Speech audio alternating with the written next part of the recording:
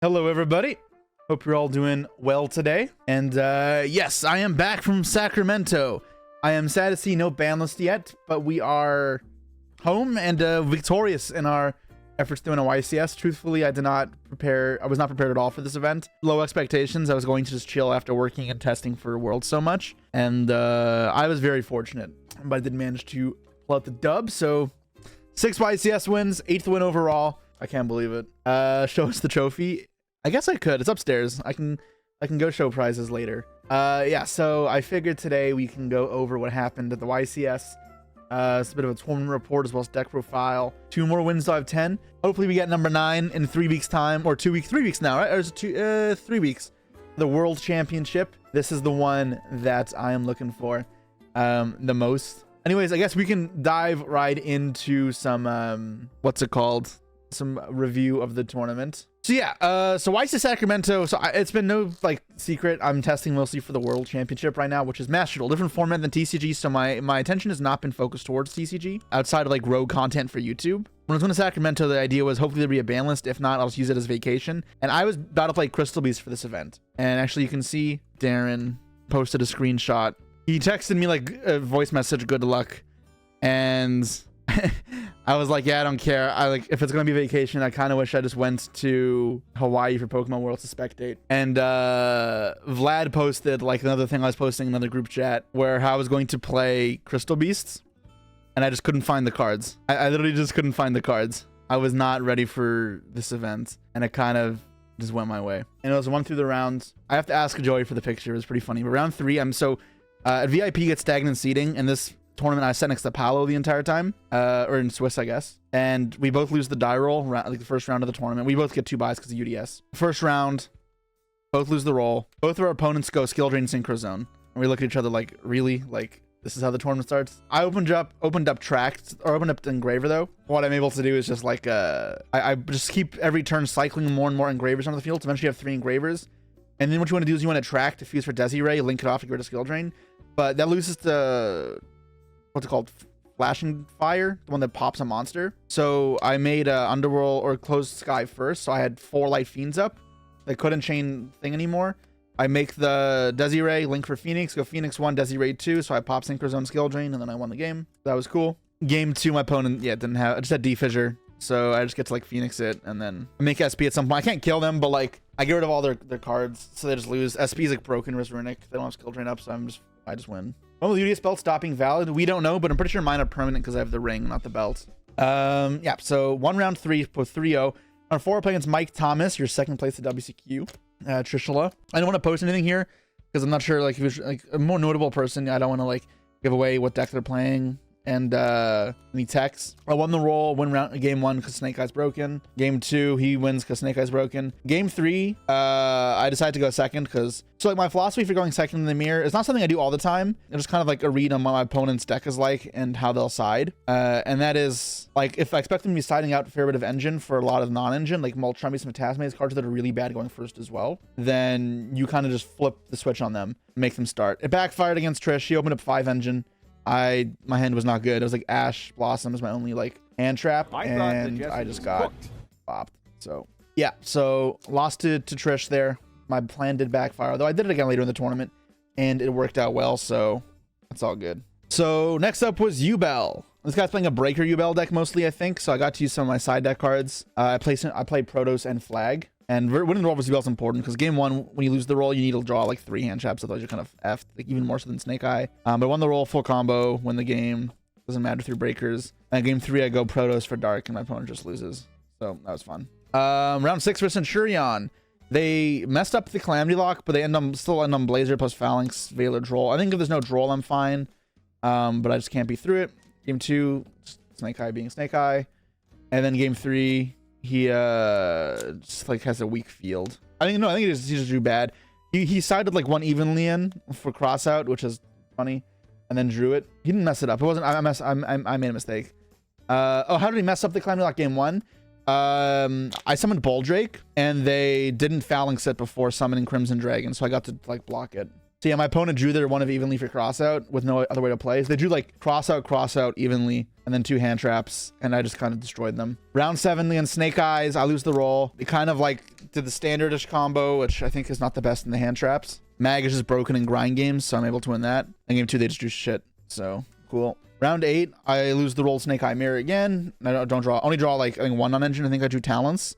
But Talents, oh no, I drew Ogre. So I get to kind of break through the field, but like I lose to follow up. I can't really do too much. Then game 2, I like remember being tilted, like damn, I drew all fucking engine game 1, and then game 2 I drew 0 but Temple. So I Temple pass. My opponent doesn't have a great hand. They have mostly hand traps, so the Temple actually is like really good value. And then I win the grind. Just hand trap like at high value spots. And then game 3, my hand was like Magnuma, Druid Worm, like Baldrake, and Phantasme. Just like destroy him, and an Ash Blossom as well. Might have been Molt Charm me into some of those, but like it was one of those like 4 hand trap, like they just get destroyed type things. And 4 hand traps with Bistral, so it's like 4 hand traps and you get bodies afterwards, so it's like kind of gross. So day 1 we finished. I think these standings got overturned. There was a mistake, so I'm not sure where I actually ended up, but on the old ones I was X1 17th. I wasn't feeling too confident. So the thing is, twice in the Snake Eye format I've been X1 day 1 and then lost 2 rounds on day 2 and didn't top Nationals and Columbia. So I wasn't like overly confident. So much can go wrong in this format. But then my luck just became incredible day 2. I win the roll with Centurion. Opponent goes draw face shifter. I'm like, ah, F, I'm just screwed by Tempo here. I had no disruptions. So I go like IP Temple pass, which is like SP, but I lose like anything. And yeah, my opponent just goes Bonfire. I'm like, what the fuck? They get a Centurion card, they summon Trudea, and I'm like, all right, let's SP banish it, and they just concede because that deck's not very good into boards. Game 2, he goes stand up, discard stand up. I ogre it, he passes. Obviously, like that just, yeah. He just loses. Round 10, so this locks me in a top cut. Round 10 I played Jose Carrillo. Carlo Carrillo, a Mexican player I've known for a while. We're both X1, so this match doesn't really matter as much. We're kind of just chilling. I lose the roll. My opponent draws like Flame Birch, double Ash Blossom, Snake Eye Bellstar, and a Bistral. And I remember looking at my hand of 5 engine cards, meaning like not the best engine cards. It was like Lurie, Tract, Witch, Snake Eye Ash. I'm like, oh, I lost the roll. I'm just dead. But my opponent just passes back to me, and then my hand's just like 5 engine cards, even if they're not the best engine cards, into an empty field. And I draw like for turn like a 1-2. I'm like, you know, this is definitely good enough. So yep. And then game 2, I think he made a mistake. We get to a simplified game state. I have like 4 in hand at the start of the turn because he call buys Chummy and I nib him, so it doesn't ends on Apo, Flamebridge IP. We're still like pretty good. But they get Apo with 1 negate up and SP on the field. Their hand is like Nib, Baldrake, and they have Princess in the grave still. And I Talents. They have 2 other fires on board, and they go SP banish the 2 other fires, or the 3 fires, banish 2 of the fires, so I get to steal the Apo. And my opponent goes Princess, thinking on the gate, targeting the Apo, thinking on the gate the Princess, and I let it go through. So now they have to chain Nib, chain Bistral there, and I just Apo negate the Nib. So I let it resolve, and then I'm able to just win from there. If they didn't do that, I would have been fine. But obviously, like, we're both topping anyways, so it's kind of chill. So yeah, we ended up 9-1 in Swiss. I think that put me in 6th place. Top 2 against Snake Eye Mirror, and I won the die roll. I think it was like 4 non-engine plus Bonfire, and I get Ash, so I'm like, damn, it's not great. Opponent goes Engraver, and because I have Bistral Magma in my hand, I think I don't want to stop that. Even though I can't stop the Lurie, I can stop them from making a meaningful play by magging the Engraver later. So I do that, and then he goes Bonfire himself. I Ash it, hoping he doesn't have a snake, because any fire card kind of screws me up. Passes back, and then because I have Mag and like I get another Bistral and I win. Game 2, I have a good hand, but his hand is insane, so I just still lose. Game 3, I make him start again. Same thing, like mess up the ratio. He opened up double Imperm and Nib, so I could have been screwed if I went first. Like very, very much so. But because I made him start, he starts playing. He does like the greedy-ish line, where it's like with just Ash, where you summon Closed Moon on your 5th summon, so you can be nibbed.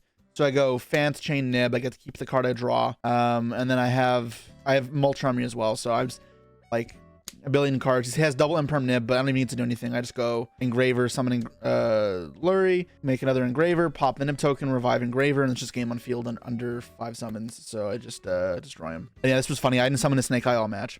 That was interesting. And then top 16 versus Memento. So this is Clifton Land. I had 4 non-engine plus Snake Eye Ash. So I go for the play where I add original, not temple, because I feel like it's better into a grind game, which I expect to be with my 4 hand traps. He has Ash Blossom, doesn't Ash Blossom my Snake Eyes Ash. So I had a Baldrake though. So I had original, and I go for the Requiem play. I go for close moon into Requiem, because if I get stopped here, I can summon the Baldrake and still original it off. So he doesn't stop this. I get to summon out my my Snake Eyes, or sorry, I also Poplar effect to place.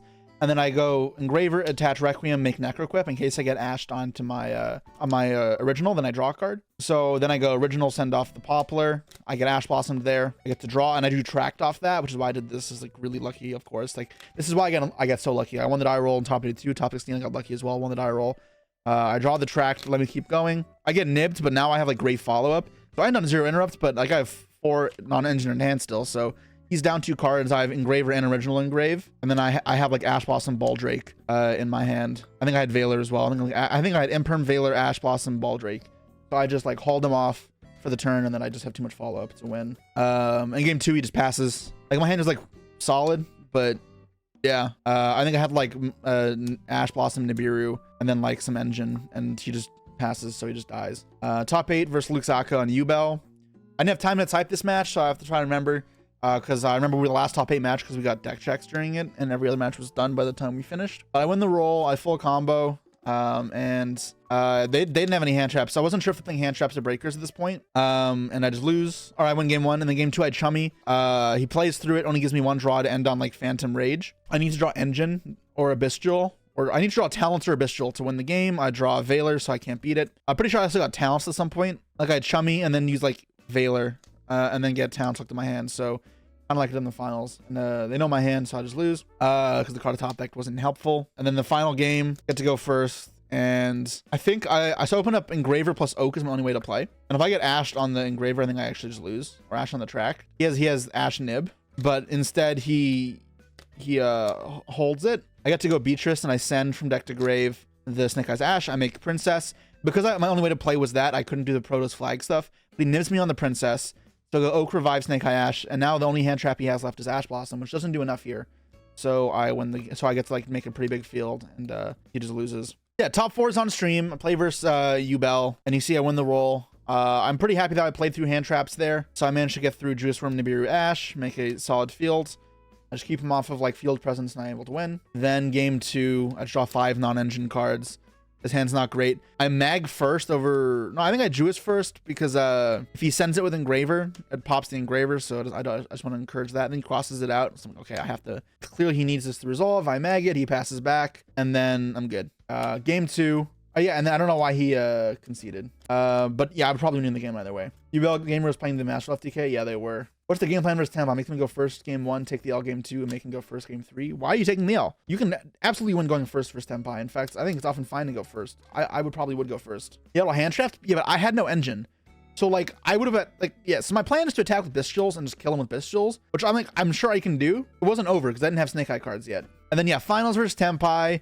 So game 1, I make the mistake. Obviously, I misread Necroquip. I can show you what I'm talking about here. So when you're reading cards in a match, like I'm trying not to be like too long because you need to pay at a proper pace. So I skim for keywords. It's not really helpful, but you can see from here, it says send a monster from field to the grave. The line above it is send from hand or field to the grave. I'm just skimming and I see hand or field to the graveyard and hand to the grave right, or field to, or yeah, hand to the grave right there. And I jumbled it up and said, okay, hand to the grave, field to the grave. That means if I send off field, I draw. So I go, all right, I versus Tempai, I just want to draw into stuff that's off the field, play around like field breakers or whatever. And in doing so, I mess up the combo. I get flustered and F it up. So that's not how I'm supposed to end on. Definitely should have been like Apo there probably as well, but stupid mistake. I use this effect to draw a lot. There's a good way to play around hand traps as well as like when you draw Engraver.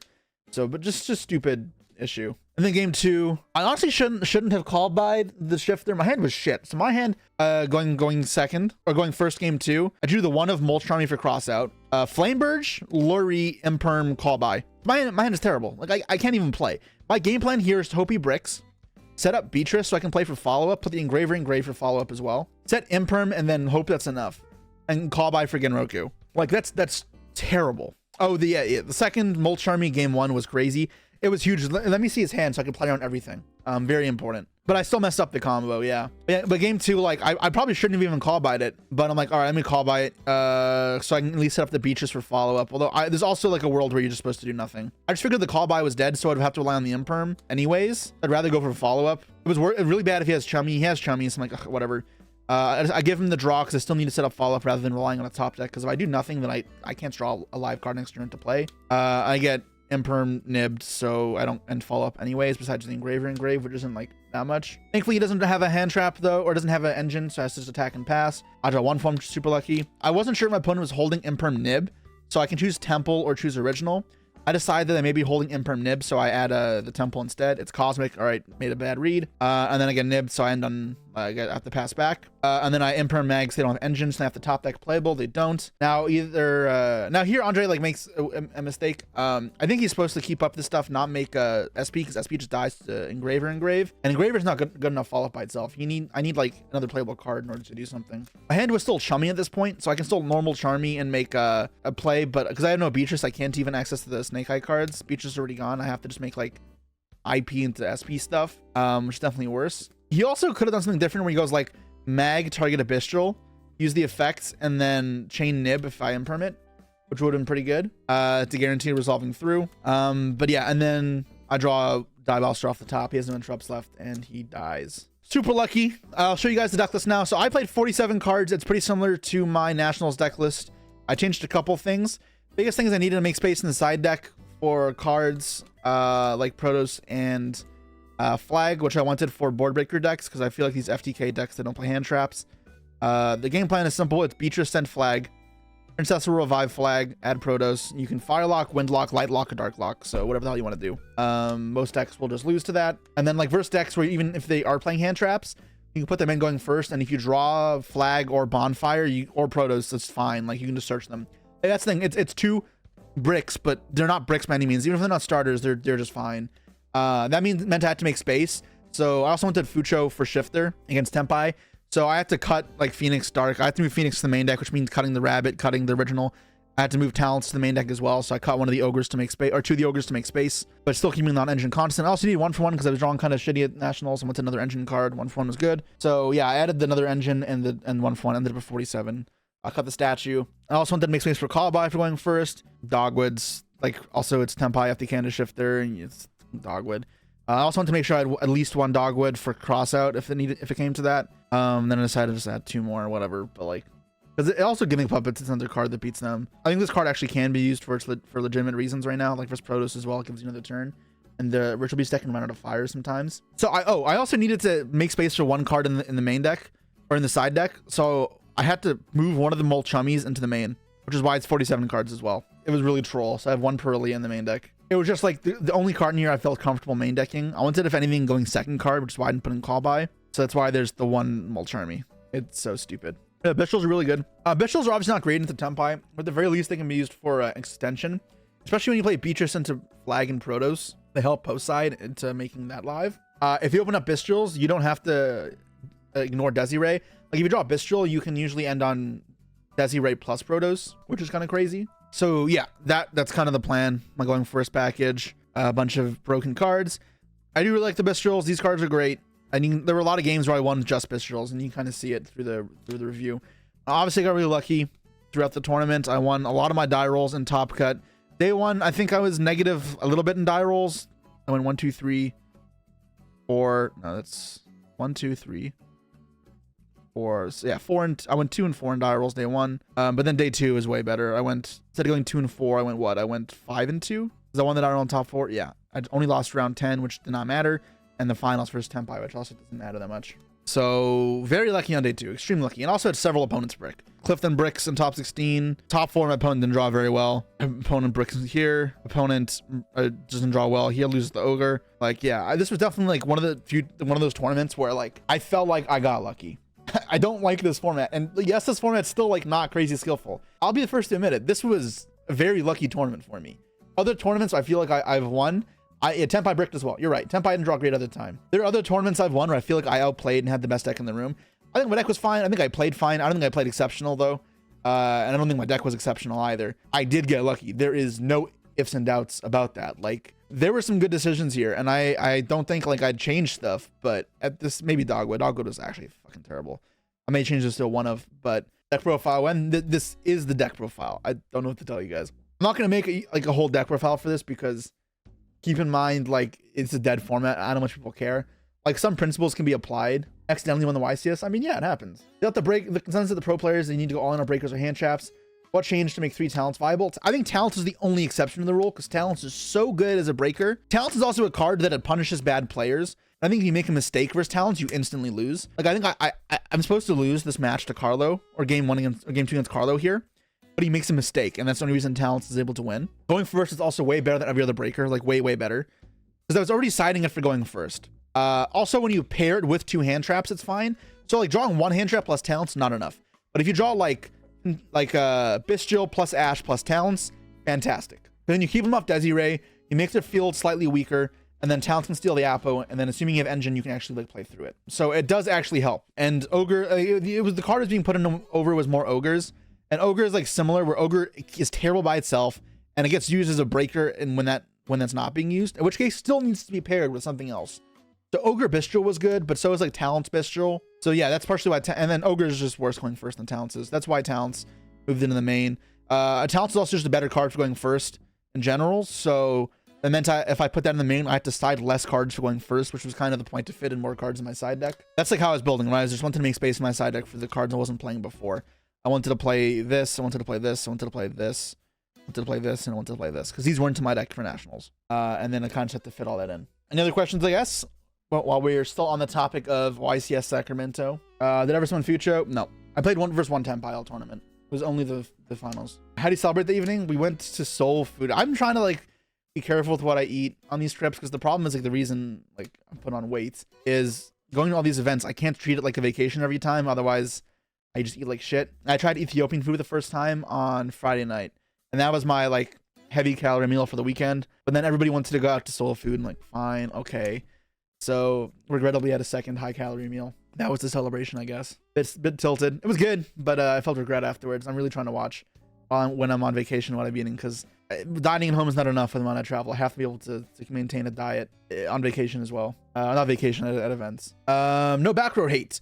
Yeah, so I don't think you need it. I think this deck plays through disruption very well. It's like a skill diff thing, but I'm very like knowledgeable how to play through back rows and force them out. Using your attack and battle phase to threaten traps is one of the most important skills at playing through back row, and not linking up into random bodies and throwing them away that are bad into Veiler, bad into Ash type things. That's where making reads is really important as well. I felt like I just knew how to play into those decks, and like I played Runic Stun. I lost the die roll. You open up skill drain 2-0. Yes, you can still lose, but I feel like they need to draw Insane, which any deck that draws Insane should destroy you. It's not worth the side deck spots for an unpopular matchup, and a matchup that I feel like I can navigate just fine. So I felt comfortable. I can't emphasize enough, this event, more than any other event I've ever won, I felt lucky. Maybe the only other time I felt this lucky to have won was the other Fire format, was the UUDS. Because the formats, I feel like you have to, like, to win in this format, it has to be your day. I don't think I played that bad. I made mistakes. I didn't play perfect, but I didn't play that bad. My deck was fine. So I don't think it was like purely deserved, but also it was not deserved in the way where like there's like some other ones like with tier.